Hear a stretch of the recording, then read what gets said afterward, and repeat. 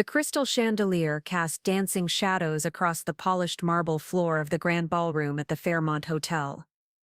Officers in dress blues mingled with their elegant companions, champagne glasses catching the light as conversations buzzed with the comfortable confidence of those who belonged. But in the corner, adjusting an ill-fitting rental evening dress for the third time, Victoria Sterling felt like an imposter at her own military ball. I'd love to know which corner of the globe you're watching from. And if this story speaks to you, make sure to subscribe. Tomorrow's video is one you absolutely can't miss. She had no idea that in less than 2 hours, 4 words would change everything. Welcome home, Admiral Sterling. Victoria checked her reflection one last time in the lobby mirror before entering the grand ballroom. The rental dress hung awkwardly on her athletic frame, a stark contrast to the designer gowns surrounding her. At 34, she carried herself with the quiet composure of someone who had seen more than her fair share of the world's darker corners. But tonight, that composure felt fragile. The invitation had arrived 3 weeks ago, forwarded through multiple addresses before finally reaching the modest apartment she rented month to month in Queens. Annual Metropolitan Military Heritage Ball, it read, honoring those who serve. The return address belonged to the prestigious Military Officers Association of Greater New York, an organization that Victoria had heard of but never imagined she'd be invited to join.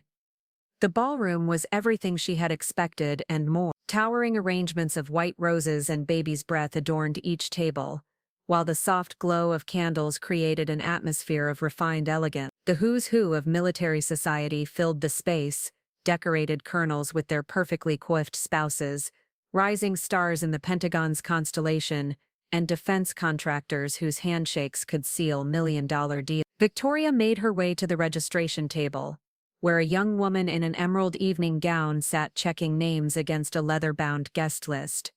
Name, please? She asked without looking up, her pen poised over the pages. Sterling. Victoria Sterling. She flipped through several pages, her manicured finger trailing down column after column of names, her brow furrowed slightly. I'm sorry, could you spell that for me? Sterling. Victoria. More page flip. The woman behind her in line, a colonel's wife judging by her husband's uniform, shifted impatiently, her heels clicking against the marble floor. I'm not seeing you here, ma'am. Are you sure you received a proper invitation? Victoria reached into her evening bag and produced the embossed card. The woman examined it with the intensity of a document expert, turning it over in her hands as if searching for signs of forgery. This is unusual, she said finally. The format is different from our standard invitation. Are you perhaps someone's guest? No, I received this directly. Victoria kept her voice level, though she could feel the heat creeping up her neck. The colonel's wife behind her cleared her throat pointedly. Perhaps we could resolve this quickly. Some of us have tables wait. The registration woman looked up at Victoria with barely concealed skepticism. I'll need to verify this with my supervisor. If you could just step aside for a moment. Victoria moved to the side, watching as the line continued to flow smoothly around her. Each guest ahead seemed to glide through the process effortlessly. Their names found immediately, their credentials unquestioned. She observed the easy familiarity between the registration staff and the established guests, the way certain names prompted immediate smiles of recognition. Colonel Hendricks. How wonderful to see you again. Your usual table by the window. Mrs. Pemberton, you look absolutely stunning. The general is already inside. He's been asking about you. 20 minutes passed before the supervisor appeared, a stern-faced woman in her 50s whose own military bearing was unmistakable. Miss Sterling. Is it? I understand there's some confusion about your invitation. Victoria handed over the card again, watching as she scrutinized it with the same intensity as her subordinate. This is indeed irregular, she said finally. Our invitations are typically sent only to pre-approved members of our organization or their explicitly sponsored guests. Do you recall who might have sponsored your attendance? I assumed it was based on my service record. And what unit did you serve with? Multiple deployments, special operations, various classified assignments. The supervisor's expression remained unchanged. I see. Well, without proper verification in our system, I'm afraid I cannot authorize your entry to the main event. However, we do have a general reception area where you're welcome to enjoy refreshments. She gestured toward a smaller adjacent room where Victoria could see a few people milling around what appeared to be a considerably more modest setup. Folding chairs instead of elegant round tables, simple flower arrangements instead of elaborate centerpieces. Is there someone I could speak with about this? Someone who might be familiar with special operations personnel? Ma'am, I understand your frustration, but we have protocols. The main ballroom is reserved for verified members and their approved guests. The reception area offers a perfectly adequate alternative for individuals in situations like yours. Victoria felt the eyes of other waiting guests upon her. Some looked sympathetic, others merely curious about the source of the delay. But she also caught a few expressions that seemed to suggest she was exactly where such people expected her to be. On the outside, looking in. Of course, she said quietly. I understand. As she walked toward the reception area, Victoria caught fragments of conversation from the main ballroom beyond. Did you hear about the Henderson boy? Just made lieutenant colonel at 32. The general's speech tonight should be fascinating. He's expected to announce the new strategic initiative. Darling, you simply must meet the new Defense Department liaison. Such a sharp young woman. Harvard MBA. The reception area, by contrast, housed perhaps 15 people scattered across the space. A few appeared to be junior officers without guests.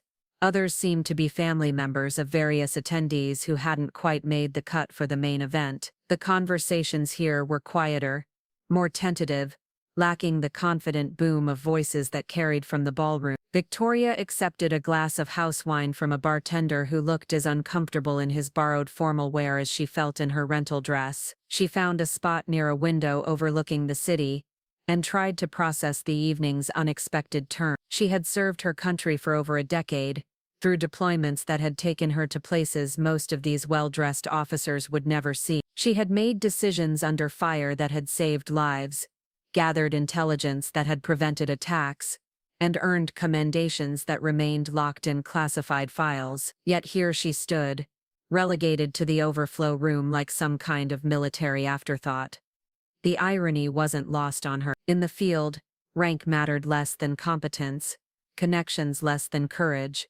But here, in this glittering world of peacetime military society, she was discovering that different rules applied altogether. As she sipped her wine and watched the city lights twinkle below, Victoria couldn't shake the feeling that this evening was about to become far more significant than anyone, including herself, could possibly imagine. Victoria had been nursing her second glass of wine for nearly an hour when she noticed him watching her from across the reception area. He was perhaps 65, with silver hair and wearing an impeccably tailored tuxedo that spoke of understated wealth. Unlike the other guests who had been casting occasional curious glances her way, he seemed to be studying her with genuine interest.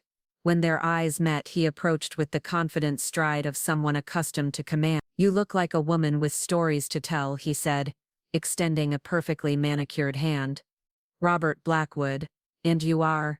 Victoria Sterling, sir. Though I'm beginning to wonder if I should be here at all. Robert's eyes crinkled slightly at the corners. Nonsense. The most interesting people are usually the ones who feel out of place at parties like this. He gestured toward an empty pair of chairs by the window. Mind if I join you? The conversation in there, he nodded toward the main ballroom, has become predictably tedious. As they settled into their seats, Victoria found herself relaxing for the first time that evening. Robert had a way of asking questions that drew out details she rarely shared, not the classified operations, but the human moments that existed in the spaces between missions. 23 countries, he mused when she mentioned her deployment history. That's quite remarkable. And you did all this as enlisted personnel. Mostly. I commissioned later, but by then I was already deep into specialized work, the kind that doesn't translate well to dinner party conversation. Robert smiled knowingly. My late wife used to say the same thing. General Blackwood commanded intelligence operations in Eastern Europe before she moved to Pentagon strategic planning. She always insisted that the most valuable people in the military were often the ones you'd never hear about at events like this. A lot of love and effort went into bringing this story to life.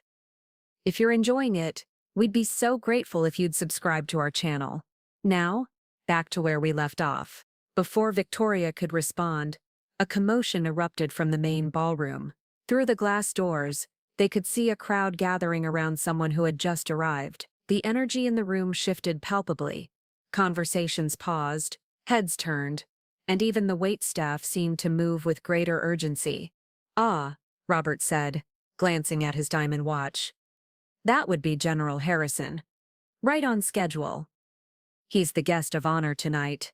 Just returned from his final deployment, before retirement. Quite the legend, from what I understand."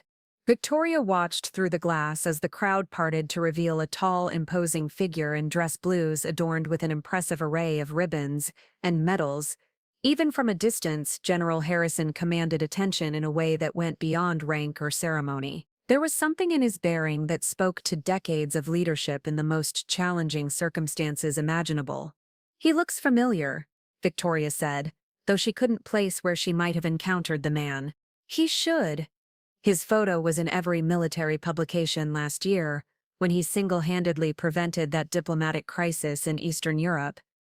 The one that never made it to the civilian news, of course. As they watched, a small group of the evening's most distinguished guests formed an informal receiving line. Victoria recognized several faces from military journals and news programs, defense officials, senior officers, and individuals whose influence extended far beyond their visible ranks. "It's fascinating to watch, isn't it?" Robert observed. "The social hierarchy of military life on full display. Everyone knows exactly where they stand in relation to everyone else, and they position themselves accordingly." Victoria was about to respond when she caught sight of movement at the main ballroom's entrance. The registration supervisor, who had earlier relegated her to the reception area, was now engaged in what appeared to be an intense conversation with a uniformed aide. They kept glancing in the direction of the reception area, and Victoria had the distinct impression she was the subject of their discussion. "Mr. Blackwood," she said quietly, "I think I may have overstayed my welcome." Robert followed her gaze and frowned slightly. That's curious. They seem quite concerned about something." The aide broke away from the conversation and began walking purposefully toward the reception area. Victoria felt her shoulders tense. The last thing she wanted was to create a scene that would embarrass Robert or draw unwanted attention.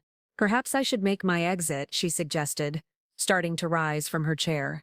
"Absolutely not," Robert said firmly, placing a restraining hand on her arm. "You were invited to this event, and you have every right to be here. Let's see what this is about."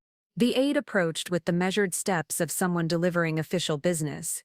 He was young, probably mid-20s, with the crisp bearing of an officer who had learned to project authority beyond his years. "Excuse me, ma'am. Are you Victoria Sterling?" "I am." "Ma'am, I need to ask you to come with me. Please. There's been some confusion that needs to be resolved immediately." Victoria felt Robert's eyes on her as she stood.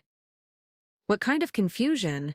I'm not at liberty to discuss the details here, ma'am, but I can assure you this is a priority matter, requiring immediate attention." The aide's tone was professional but carried an undertone that suggested this wasn't a request Victoria could reasonably decline. Around the reception area, other guests had begun to notice the interaction, their conversations dropping to murmurs as they watched the unfolding scene.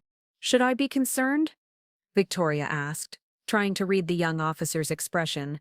"Ma'am, I honestly don't know. I was simply instructed to locate you and escort you to General Harrison immediately."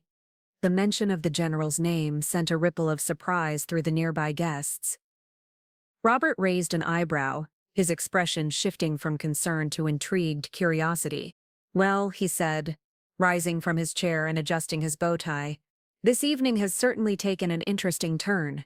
As Victoria followed the aide toward the main ballroom, she caught fragments of whispered speculation from the other reception area guests. "Did he say General Harrison wanted to see her?" Who is that woman? I've never seen her before. Maybe she's some kind of investigator. The aide led her through the glass doors and into the main ballroom, where the atmosphere felt entirely different from the subdued reception area. The energy here was electric, with the kind of focused attention that surrounded significant military figures. Conversations continued, but Victoria could sense the awareness of every person in the room tracking their movement across the floor.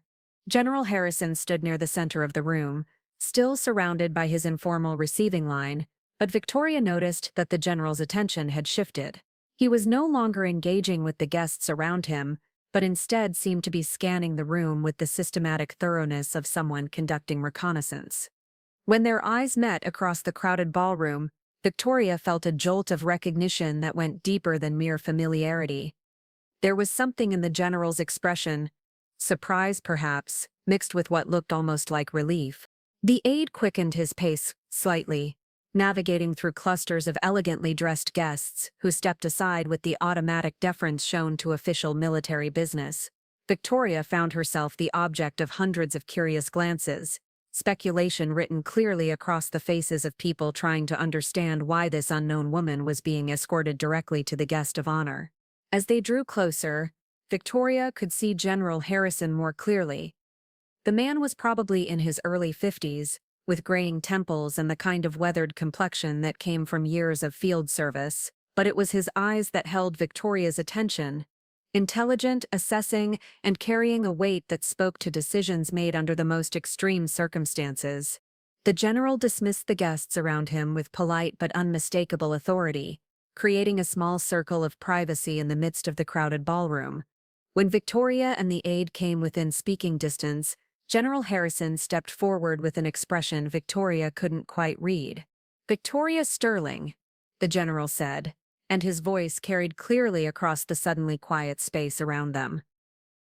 After all these years, the silence that followed General Harrison's words seemed to stretch across the entire ballroom. Victoria felt the weight of hundreds of eyes upon her, but her focus remained locked on the general's face, searching for clues about how this man knew her and why her presence had triggered such an immediate response. "General," Victoria said carefully, her voice steady despite the chaos of questions racing through her mind. "I'm afraid you may have me confused with someone else." General Harrison's expression shifted almost imperceptibly, a micro-expression that Victoria recognized from her years in intelligence work. It was the look of someone who had just confirmed a suspicion they'd hoped wasn't true. "No confusion, Sterling. Though I understand why you might think so." The general glanced around at the circle of curious faces surrounding them, then made a decision that would alter the trajectory of the entire evening. "We need to talk. Privately." He turned to his aide, a different young officer than the one who had escorted Victoria. "Lieutenant Chen, please clear the Lincoln Room. I need it for the next 20 minutes. "Yes, sir. All personnel, and ensure we're not disturbed." As Lieutenant Chen moved efficiently to carry out his orders, Victoria became acutely aware of the ripple effect their interaction was having throughout the ballroom. Conversations had shifted from polite social chatter to intense whispered speculation. She caught fragments of the buzzing discussion. "Never seen the general react like that to anyone. Who is this Sterling woman? Something's happening here that we're not supposed to understand." Robert Blackwood had somehow materialized near the edge of their small circle, his journalist instincts clearly activated by the unfolding drama. He caught Victoria's eye and gave her an almost imperceptible nod of encouragement. General Harrison noticed the exchange. "Mr. Blackwood, isn't it?" "Robert Blackwood." "Yes, General. We haven't been formally introduced, though I knew your predecessor at the Pentagon quite well. Your reputation precedes you. I understand you're quite the investigative mind." The general paused, seeming to weigh his next words carefully. "Miss Sterling here is fortunate to have made your acquaintance this evening." There was something in the general's tone that suggested this wasn't merely polite conversation. Victoria sensed layers of meaning in the exchange that she couldn't yet decode. General Harrison interrupted a distinguished woman in an expensive gown, who had approached their group with the confidence of someone accustomed to demanding attention. "I hate to interrupt, But Senator Williams is hoping for a moment of your time before the ceremony begins. Victoria recognized the type immediately, a high-powered defense contractor or Pentagon liaison. Someone whose influence operated in the spaces between military hierarchy and political power. Ms. Thornfield, I appreciate the senator's interest, but I have an urgent matter that requires my immediate attention. The general's response was polite, but carried the unmistakable authority of someone who would not be redirected. Thornfield's eyes flicked to Victoria with barely concealed irritation. Of course, General. Though I should mention that the program is scheduled to begin in 30 minutes, and there are several key individuals who specifically requested. The program will wait, General Harrison said flatly. The finality in his tone ended the conversation immediately. Thornfield retreated with the practiced grace of someone skilled in navigating military hierarchies, but Victoria caught the sharp look of calculation in her eyes as she rejoined the larger crowd. Lieutenant Chen returned and gave a subtle nod to indicate the Lincoln Room was ready. General Harrison gestured for Victoria to follow him, and they moved through the ballroom toward a side corridor lined with portraits of distinguished military figures from decades past. The Lincoln Room turned out to be an intimate space decorated in rich burgundy and gold, with leather-bound books lining the walls and a massive oak table that could seat perhaps 8 people comfortably. General Harrison closed the door behind them and activated what Victoria recognized as a white noise generator, a device used to prevent electronic eavesdropping. Operational security habits, the general explained, noting Victoria's recognition of the device. Some conversations require absolute privacy. They settled into chairs across from each other, and for the first time since their encounter began, General Harrison's formal military bearing relaxed slightly. The change was subtle but significant, the difference between a commanding officer addressing a subordinate and one professional speaking privately to another. Victoria, I need you to understand that what I'm about to tell you carries implications that extend far beyond this ballroom. Before I continue, I need to know, what do you remember about Operation Nightfall? The name hit Victoria like a physical blow. Operation Nightfall had been one of her final classified assignments, a mission so sensitive that even thinking about it required conscious effort to access memories she had trained herself to compartmentalize. General, I'm not sure I should.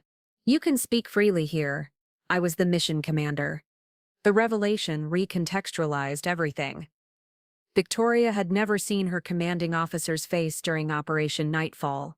All communications had been conducted through encrypted channels, all orders delivered through intermediaries. But now, looking at General Harrison's weathered features, she could hear echoes of the calm, authoritative voice that had guided her through 72 hours that had nearly cost her her life. You were Falcon Command, Victoria said. The pieces falling into place, and you were Raven 7. The operative who single-handedly prevented what would have been the worst intelligence disaster in American history. Victoria felt the familiar weight of memories she had spent years trying to process. Operation Nightfall had been a success by every official measure, but the personal cost had been enormous. It was the mission that had ultimately led to her decision to leave active service and disappear into civilian life. Sir, with respect, that operation ended 3 years ago. Why are we discussing it now? General Harrison leaned forward, his expression growing grave. Because 3 weeks ago, someone accessed the classified files related to Operation Nightfall, someone with high-level clearance who shouldn't have had any legitimate reason to be reviewing those documents. The implications sent a chill down Victoria's spine. Operation Nightfall had involved the infiltration of a foreign intelligence network that had been attempting to steal critical defense technologies. The mission files contained not only details of American operations, but also the identities of foreign assets who had risked their lives to provide intelligence. Do we know who accessed the files? We have suspicions. But more importantly, we believe the access was related to your sudden reappearance on official radars, that invitation you received to this event. It wasn't generated by our normal protocols. Someone specifically wanted you here tonight. Victoria felt the room shift around her as the full scope of the situation became clear. Her mysterious invitation, the confusion at registration, her relegation to the reception area. None of it had been coincidence or bureaucratic error. "Someone's been watching me," she said. "More than watching. We believe someone has been systematically identifying and locating former Operation Nightfall personnel. You're the third to surface in unusual circumstances over the past month. What happened to the other two?" General Harrison's pause was answered enough.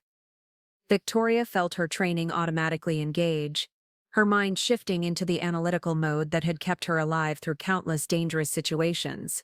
"General, if someone is targeting Nightfall personnel, why bring me here? This is about as public and exposed as you could possibly make me. Because sometimes the safest place to hide is in plain sight. And because we needed to make contact without triggering whatever surveillance network is tracking you." The general glanced at his watch. "We have perhaps 10 more minutes before my absence becomes diplomatically problematic. I need to know, are you willing to come back in from the cold?" The question hung in the air between them, carrying the weight of everything Victoria had left behind when she'd walked away from her former life. She thought of her modest apartment in Queens, her deliberately mundane routine, the careful anonymity she had cultivated to protect herself and those around her. "What exactly are you asking me to do?" "Help us identify who's compromising our most sensitive operations, and help us stop them before they can do any more damage." Through the thick walls of the Lincoln Room, they could hear the distant sound of the ballroom's activity continuing, the clink of glasses, the murmur of conversation, the orchestrated social dance of military society, carrying on without any awareness of the life and death discussion taking place just yards away. Victoria realized that in the space of 20 minutes, her carefully constructed new life had been completely shattered.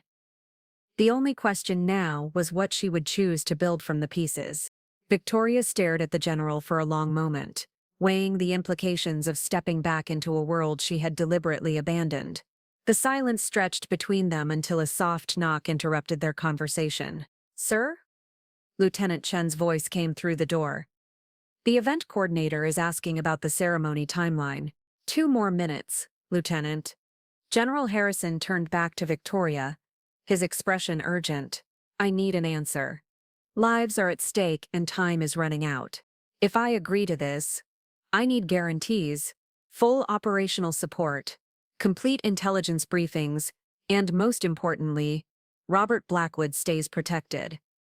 He's already seen too much, and civilians have a way of becoming collateral damage in operations like this." The general's eyebrows rose slightly. "You've known Mr. Blackwood for less than 2 hours. Sometimes that's enough to recognize when someone doesn't deserve to get caught in a crossfire they didn't ask for." "Fair enough, you have my word. He'll be protected." General Harrison stood, his decision made. "Welcome back to active status, Admiral." The title hit Victoria like an electric shock. "General, I was never—" "Your promotion was classified and backdated. As of tonight, you're Rear Admiral Victoria Sterling, assigned to Naval Special Operations Command. The paperwork was processed this afternoon." The general's smile was grim. "We need you to have sufficient rank to access the resources you'll require." Before Victoria could fully process this revelation, the door opened and Lieutenant Chen entered with barely concealed urgency. "Sir, we have a problem. Mr. Blackwood approached me in the corridor. He says there are 3 men in suits asking detailed questions about Miss Sterling, who invited her, what her background is, whether she's been associating with any foreign nationals." Victoria felt her combat instincts sharpen immediately. Description: mid-40s, professional appearance, but not military. They're working the crowd systematically, and they're not being subtle about it. Mr. Blackwood said he overheard one of them on a phone call mentioning target confirmation. General Harrison moved to the window, carefully positioning himself to observe the main ballroom through a gap in the curtains. "Chen, do you see the 3 men in navy suits near the bar area?" Victoria joined him at the window. The men were easy to spot once you knew what to look for. They moved with the controlled precision of professionals, but their attention patterns were all wrong for a social event.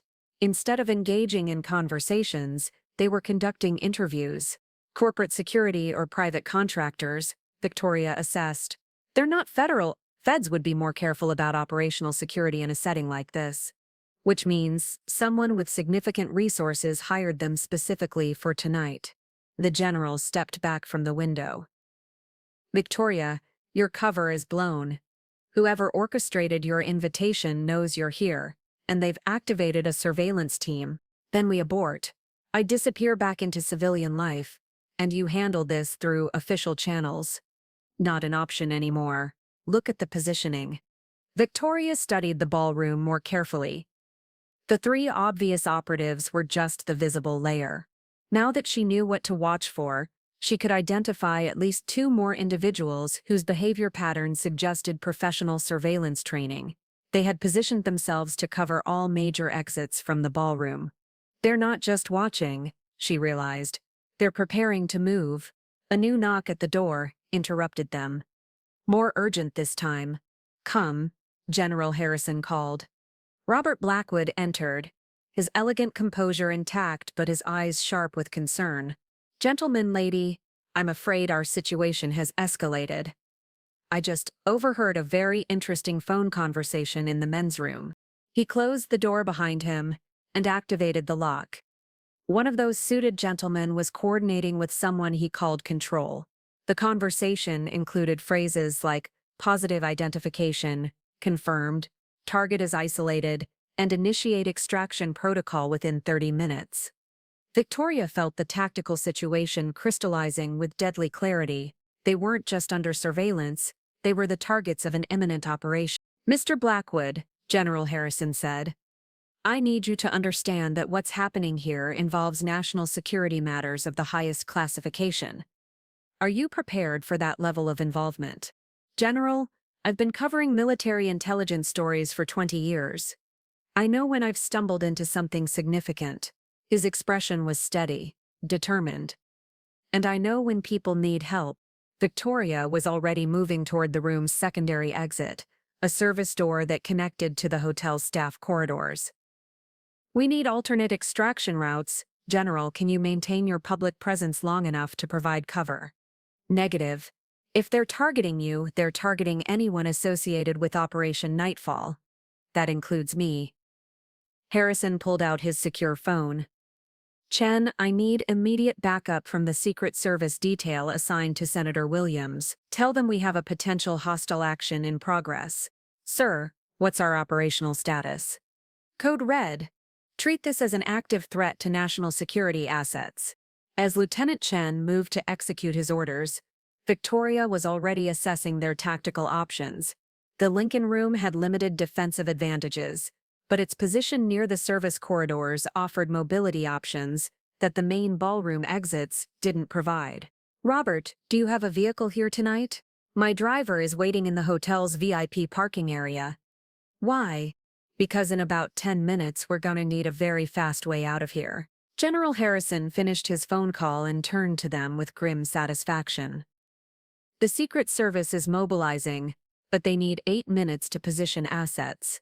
We need to hold our ground until then, or we create enough chaos to break their operational control. Victoria suggested. If they're planning an extraction, they need to maintain low profiles until the moment they move. Disrupting that gives us options. Robert's eyes lit up with understanding. You're talking about forcing them into the open where they can't operate covertly. Exactly. General, how comfortable are you with improvised public speaking? What do you have in mind? Victoria outlined her plan quickly. It was risky, potentially embarrassing for everyone involved, but it would accomplish the critical objective of making covert action impossible in the current setting. It could work, General Harrison agreed. But once we start this, there's no turning back. Are you both prepared for the consequences? Robert nodded immediately. I've been waiting 30 years for a story this important. Victoria checked her watch. 7 minutes until Secret Service backup would be in position. The surveillance team would likely make their move within the next 5 minutes, expecting to extract her during the planned ceremony when attention would be focused on the stage area. General, you need to get back to the ballroom and begin executing the plan. Robert, can you discreetly position yourself near your driver? Already done. I texted him 5 minutes ago to be ready for immediate departure. As they prepared to leave the Lincoln Room, Victoria felt the familiar surge of adrenaline that accompanied the transition from planning to action. But this time, the stakes felt different. She wasn't just protecting classified information or completing a mission objective. She was protecting people who had become important to her in ways she hadn't expected. "One more thing," she said as General Harrison reached for the door handle. "After tonight, everything changes." "Are we all clear on that?" Robert and the general exchanged glances, then nodded. "Then, let's go make some chaos." The door opened, and they stepped back into a world where nothing would ever be the same again. General Harrison strode back into the ballroom with the commanding presence that had earned him respect across 3 decades of military service. The conversations around him continued their elegant rhythm, but Victoria could see the subtle tension in the general's shoulders as he positioned himself near the main stage area. From her vantage point in the service corridor, Victoria watched through a crack in the door as the surveillance team reacted to the general's reappearance. Their body language shifted almost imperceptibly. Heads turning, subtle hand gestures exchanged, positions adjusted to maintain visual contact with their primary target area.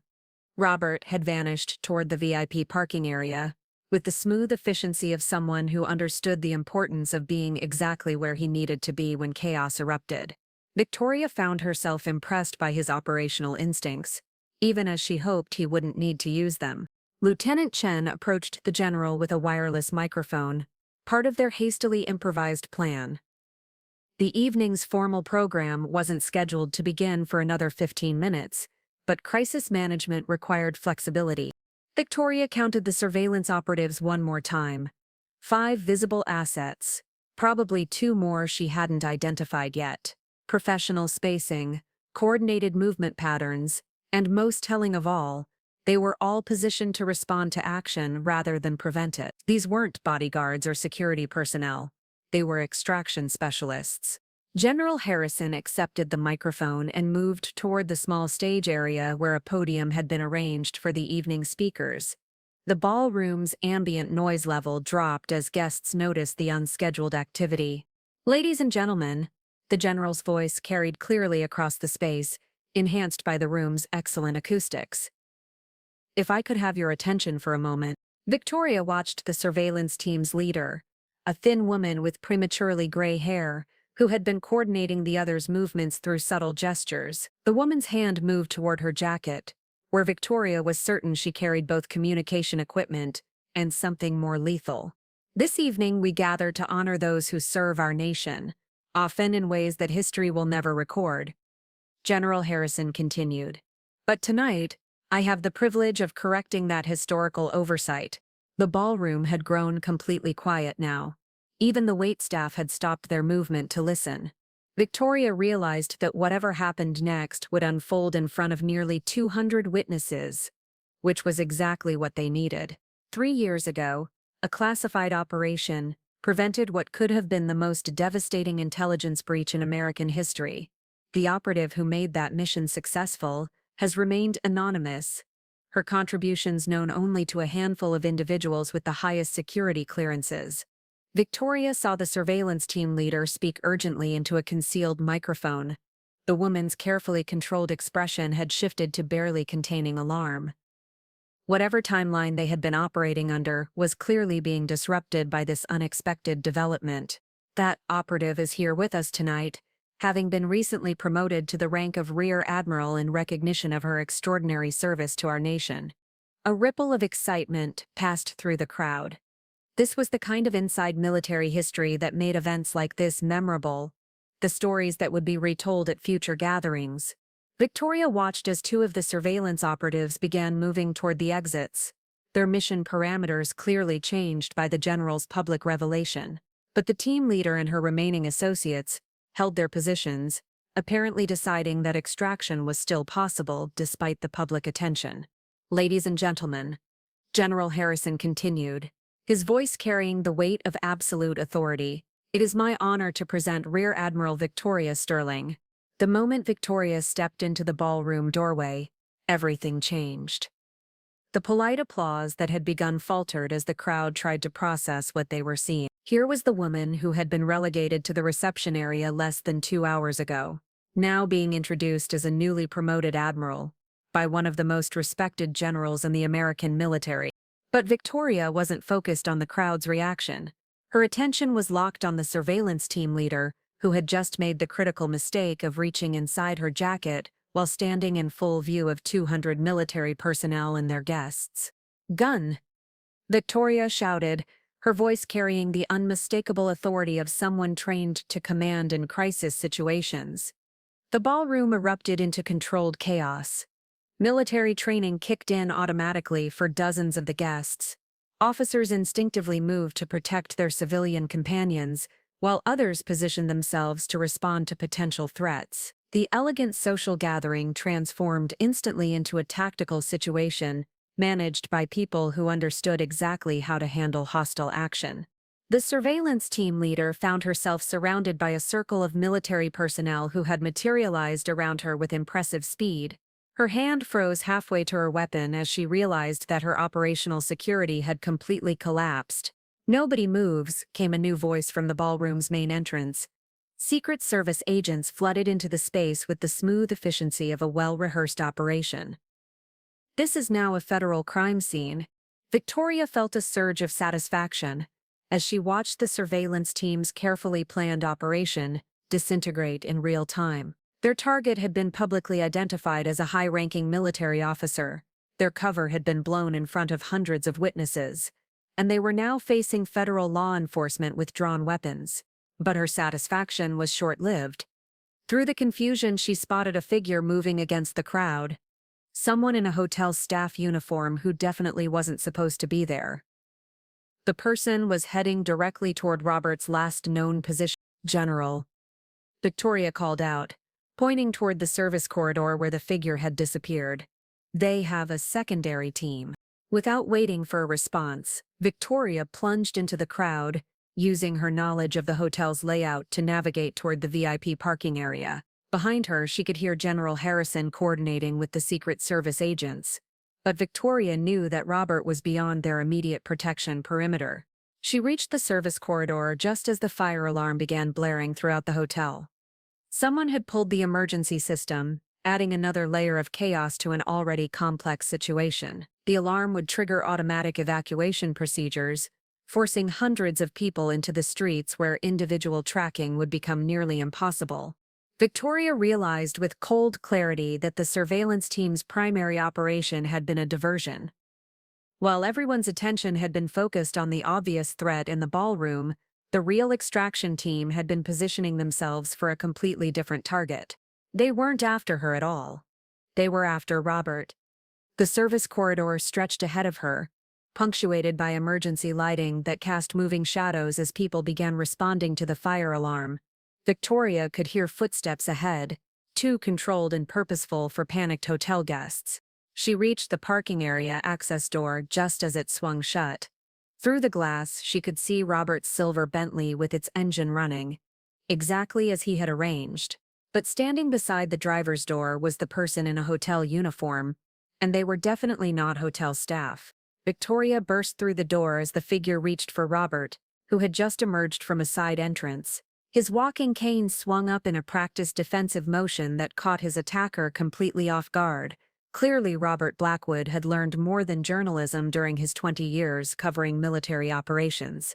"Admiral Sterling," he called out as he sidestepped his attacker's grab. "I don't suppose this is part of your plan." Victoria closed the distance between them with 3 quick strides, her hands moving automatically into combat positions she had hoped never to use again. The fake hotel employee spun toward her, revealing a face Victoria recognized from intelligence briefings she had received years earlier. "Dmitry Volkov," Victoria said, circling carefully to keep herself between Robert and the Russian operative. "I thought you were dead." Volkov's smile was cold and professional. "Reports of my death were greatly exaggerated, Admiral, though yours may not be." The confrontation that Victoria had been dreading for 3 years was finally happening, but not at all in the way she had expected.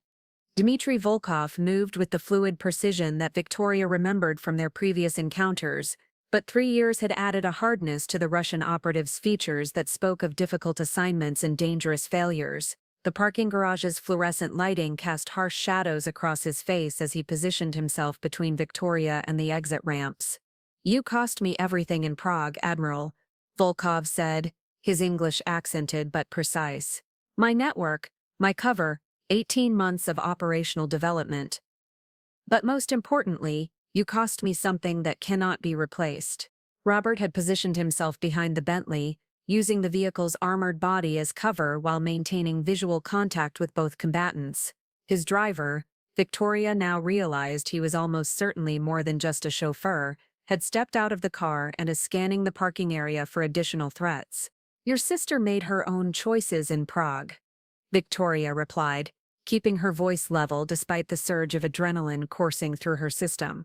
"Anya knew the risks when she decided to sell state secrets to American intelligence.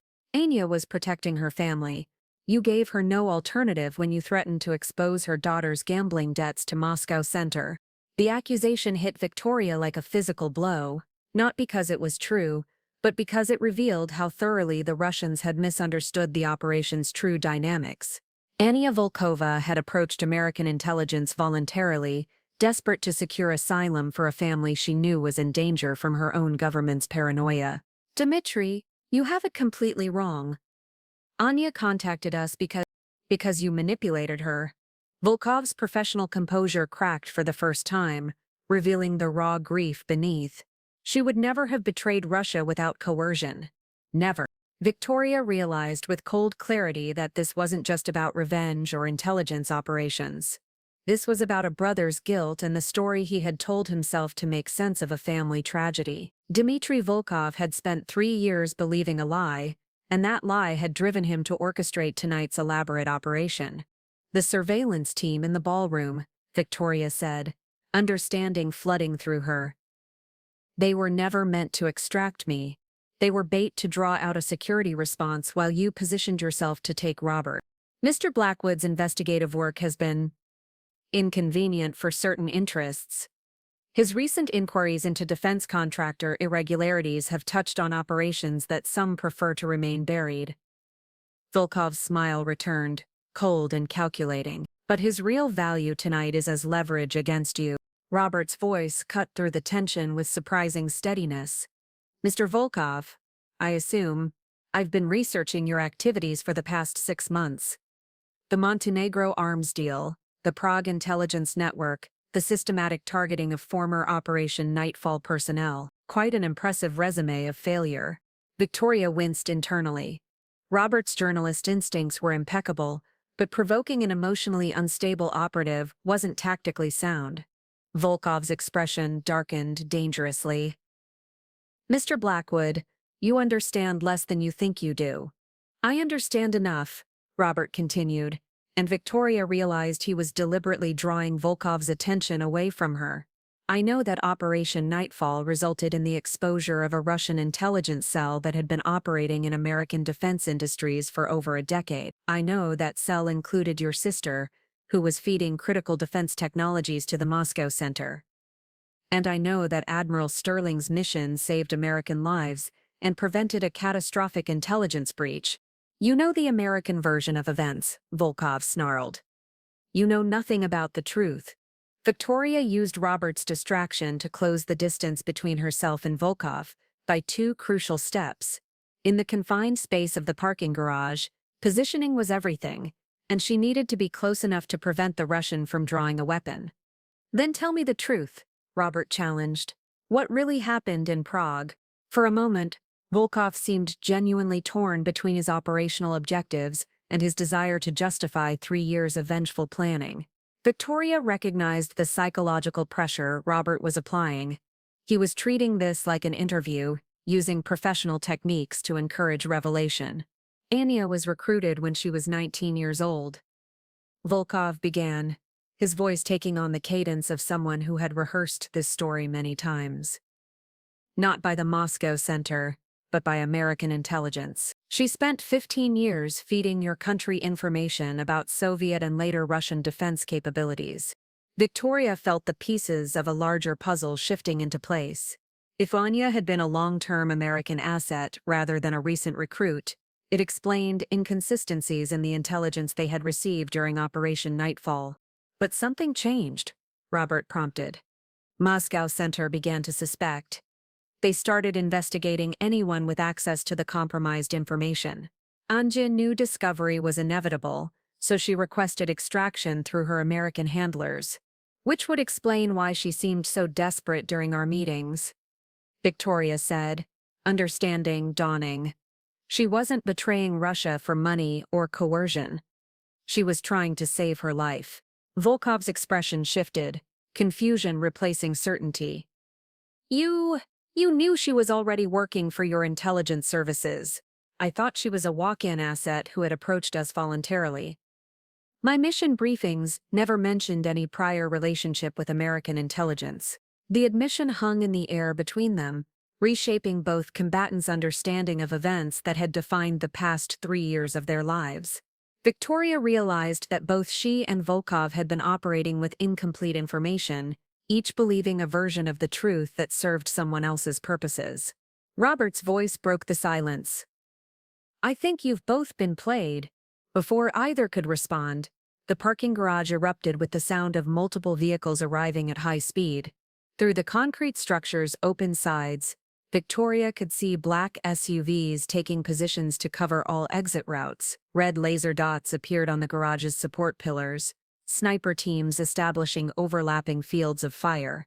This is Agent Martinez, FBI, came a voice amplified by electronic speakers. The parking structure is surrounded. Everyone inside needs to move slowly toward the main entrance with their hands visible. Volkov's hand moved toward his jacket, but Victoria stepped forward, close enough now to interfere with any attempt to draw a weapon. Dmitri, it's over. Whatever operation brought you here tonight, it's finished. You don't understand, Volkov said, his voice tight with desperation. This was never about capturing you, or Mr. Blackwood. This was about drawing out the person who has been systematically eliminating Operation Nightfall personnel. Victoria felt ice form in her stomach. What are you talking about? The 2 operatives who died before you. They weren't killed by foreign intelligence services. They were eliminated by someone with access to classified American files, someone who knew their identities and locations. Robert's sharp intake of breath was audible even over the sound of approaching tactical teams. You're saying there's a mole? I'm saying there's someone inside your own intelligence apparatus who has been cleaning the house, eliminating anyone who knows the truth about Prague. Volkov's eyes met Victoria's, including the truth about who really ordered Anya's assassination. The parking garage fell silent except for the echo of approaching footsteps. Victoria realized that tonight's events had been far more complex than a simple revenge operation or intelligence gathering. Someone had orchestrated the entire situation to force a confrontation that would resolve multiple problems simultaneously. As FBI agents appeared at the garage entrances with weapons drawn, Victoria found herself facing the most dangerous possibility of all: that the real enemy had been watching the entire operation unfold from a position of complete safety, and that everyone in the parking garage, including the federal agents now surrounding them, might be walking into a carefully prepared trap. The FBI agents moved with textbook precision, but Victoria noticed something that made her blood run cold.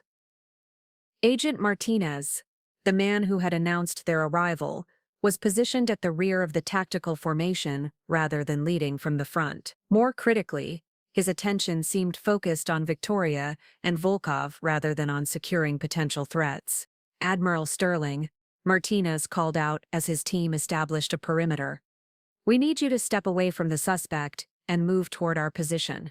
Robert's driver, who Victoria now realized had been suspiciously calm throughout the entire confrontation, suddenly stepped forward with his hands raised. Agent Martinez, there's something you need to know about the situation here. The driver's voice carried an authority that was completely at odds with his supposed civilian status. Victoria felt another piece of the puzzle click into place as she recognized the particular cadence of someone trained in military intelligence protocols. And you are? Martinez demanded. Colonel Sarah Reeves, Defense Intelligence Agency. I've been providing security for Mr. Blackwood as part of an ongoing investigation into the compromise of Operation Nightfall personnel. Volkov's expression shifted to one of genuine shock. He's been under official protection this entire time. Robert's smile was grimly satisfied. Mr. Volkov, did you really think I would spend 6 months investigating Russian intelligence operations without taking appropriate precautions? Colonel Reeves continued her revelation. Agent Martinez, we have been tracking the systematic elimination of Nightfall operatives for the past 4 months. Tonight's operation was designed to force the responsible party into the open. Victoria felt the tactical situation shifting around her in ways she couldn't fully control. Too many players, too many agendas, and still no clear picture of who was orchestrating the larger conspiracy. Colonel, Victoria said carefully, if this entire evening was a DIA operation, why wasn't I briefed? Because we needed authentic reactions from all parties involved, including you, Admiral. Agent Martinez stepped forward, his weapon now drawn but not yet aimed. Colonel Reeves, you're operating outside federal jurisdiction. This is now an FBI matter. Actually, came a new voice from the parking garage entrance, this is a Pentagon matter. General Harrison appeared flanked by 2 MPs, his dress uniform replaced by combat fatigues that suggested he had been preparing for exactly this type of escalation. Behind him walked a woman in a dark suit whose bearing immediately identified her as Senior Intelligence Authority. Agent Martinez, the woman said, displaying credentials that even from a distance carried unmistakable federal weight. I'm Deputy Director Catherine Walsh, National Security Agency. This operation falls under military intelligence jurisdiction, and you are hereby ordered to stand down. Martinez's reaction was the tell Victoria had been waiting for. Instead of the professional compliance expected from a federal agent receiving orders from NSA leadership, his hand moved toward his weapon with the instinctive response of someone whose cover had just been blown. Martinez isn't FBI, Victoria announced, her voice carrying clearly across the garage. He's the inside operator who's been eliminating Nightfall personnel. The parking garage erupted into controlled chaos as the real federal agents, who had been positioned as backup to Martinez's supposed team, moved to surround the compromised operative, but Martinez was already in motion, using his detailed knowledge of FBI tactical procedures to anticipate and counter their responses. Volkov, finding himself suddenly aligned with rather than opposed to American interests, proved his operational value by intercepting Martinez's attempted escape route. The Russian operative's 3 years of planning revenge had given him an intimate knowledge of every detail surrounding Operation Nightfall, including the identities of everyone involved in its aftermath. You killed my sources in Prague, Volkov said as he blocked Martinez's path. The assets who could have confirmed the truth about American intelligence operations. You've been protecting someone. Robert, displaying the investigative instincts that had made him one of the country's most respected military journalists, was already connecting the final pieces. Martinez had access to classified personnel files, operational histories, and current locations of former Nightfall operatives, but he needed a way to identify and eliminate them without triggering official investigations. Deputy Director Walsh took control of the situation with the calm authority of someone accustomed to managing complex intelligence crises. Mr. Martinez, you're under arrest for treason, murder, and conspiracy against the United States. Your handler will be joining you shortly. My handler? Martinez's professional composure finally cracked completely. I've been working alone. No, General Harrison said, stepping forward with a document in his hands. You've been working for someone who has been selling classified defense information to foreign governments for over 5 years. Someone who needed Operation Nightfall personnel eliminated because they could identify the original source of compromised intelligence. Victoria felt the final piece of the puzzle snap into place with devastating clarity. Thornfield, the defense contractor who tried to interrupt our conversation earlier tonight. Rachel Thornfield, Deputy Director Walsh, confirmed. Currently under arrest at her Georgetown residence, along with 4 associates and approximately $2 million in cryptocurrency linked to foreign intelligence payments. Robert's expression was one of professional satisfaction mixed with personal vindication. My investigation into defense contractor irregularities wasn't just about financial fraud, it was about systematic intelligence leaks that had been going on for years. Colonel Reeves stepped forward, holstering her weapon as the immediate tactical situation resolved. Mr. Blackwood's research identified patterns in compromised operations that all traced back to a single source with access to Pentagon contracting information. Thornfield had been using her position to identify and exploit classified projects. Volkov, still processing the revelation that his 3-year quest for revenge had been manipulated by the very people responsible for his sister's death, turned to Victoria with an expression of grudging respect. "Admiral, it appears we have both been played by masters of the game." Victoria extended her hand to the Russian operative. "Dmitri, your sister was a brave woman who died protecting valuable intelligence assets. The truth about Prague needed to come out, and tonight, it finally has." As federal agents processed the crime scene and Martinez was led away in custody, General Harrison approached Victoria with the weight of unfinished business in his expression. "Admiral Sterling, your country owes you a debt that can never be fully repaid. Your service in Operation Nightfall, your willingness to return to active duty tonight, and your role in exposing this conspiracy have prevented catastrophic damage to American intelligence capabilities." Victoria looked around the parking garage that had become the setting for the resolution of 3 years of unanswered questions. Robert was already interviewing Colonel Reeves for what would undoubtedly become a career-defining exposé. Volkov was coordinating with Deputy Director Walsh about intelligence cooperation that could benefit both American and Russian interests in combating the arms dealers who had manipulated them all. "General," Victoria said finally, "I appreciate the recognition, but I think Admiral Sterling needs to remain a classified identity. The woman in the rental dress who got relegated to the reception area tonight, she's the one who wants to go home to her apartment in Queens." General Harrison's smile carried genuine understanding. "Victoria, after tonight, I don't think anonymous civilian life is going to be an option anymore, but we can discuss alternative arrangements that give you the privacy you've earned." As they walked toward the parking garage exit, Robert fell into step beside them. "Admiral, I hope you realize that your story, the parts that can be told publicly, is going to change how people understand the sacrifices made by intelligence personnel." Victoria considered this as they emerged into the cool night air, where the distant sounds of the city continued their eternal rhythm, oblivious to the drama that had just concluded. The military ball was undoubtedly still continuing inside the hotel, its guests gradually learning that their evening of elegant celebration had played host to one of the most significant counterintelligence operations in recent American history. "Robert," she said, "just make sure the story you tell honors the people who didn't make it home. They're the ones who truly deserve recognition." As they stood together in the night air, a newly minted admiral, a decorated general, and a journalist whose investigation had helped expose a conspiracy that reached to the highest levels of government, Victoria realized that sometimes the most important victories happened not on distant battlefields, but in hotel ballrooms and parking garages, where ordinary people chose to do extraordinary things when their country needed them most. The invitation that had started the evening remained in her evening bag, but Victoria Sterling knew she would never again be relegated to the reception area of her own life. Admiral or not, some recognitions were worth more than rank, and some homecomings changed everything forever. Looking for more? We've got 2 amazing stories ready for you right on screen. If this one touched you, these are absolutely worth your time. Click to watch them now. And hey, subscribe and hit that bell to never miss our latest uploads.